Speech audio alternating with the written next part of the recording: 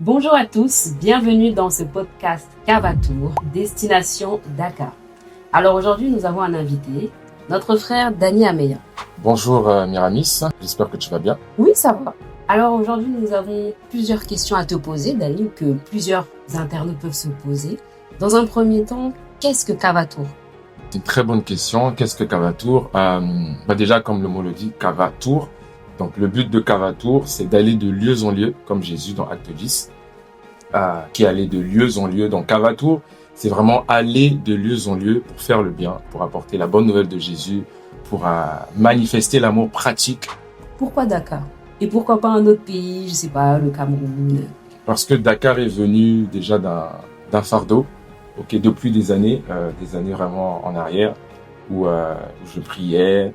Et aussi, je pense que par la grâce de Dieu, on a une grande communauté aujourd'hui où on a pu toucher beaucoup de monde au niveau de Dakar, donc déjà des années en arrière. Donc ça fait que j'ai un battement de cœur pour cette ville et Dieu avait déjà déposé dans mon cœur ce fardeau de Dakar, ce qui fait que même des années avant, on gagnait des âmes de Dakar que je n'avais jamais rencontrées. Et bizarrement, quand je faisais les statistiques dans les âmes sur les réseaux que Dieu permettait que je rencontre, ces personnes étaient en fait au niveau de Dakar. Donc je me suis dit, mais c'est bizarre, je te retrouve avec 15-20 personnes à Dakar.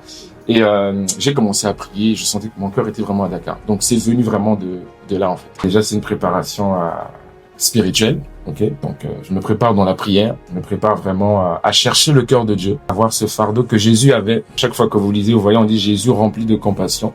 Donc je me prépare vraiment dans cet esprit de prière, de compassion, pour que Jésus fasse le bien à ses habitants au niveau de Dakar. On s'attend vraiment déjà à ce qu'un grand nombre d'âmes soient sauvées. On s'attend à la guérison des malades et on s'attend à manifester vraiment l'amour de Jésus de manière pratique dans la vie des enfants, des orphelinats, de ces enfants, de ces jeunes, et que vraiment des miracles extraordinaires accompagnent ce temps. Chers internautes, vous avez eu les réponses à toutes vos questions. Et puis, nous, on s'attend vraiment à ce que le Seigneur soit glorifié et qu'il y ait de véritables témoignages en cascade. On vous remercie en tout cas pour ce temps. Et puis, on se retrouve au prochain épisode.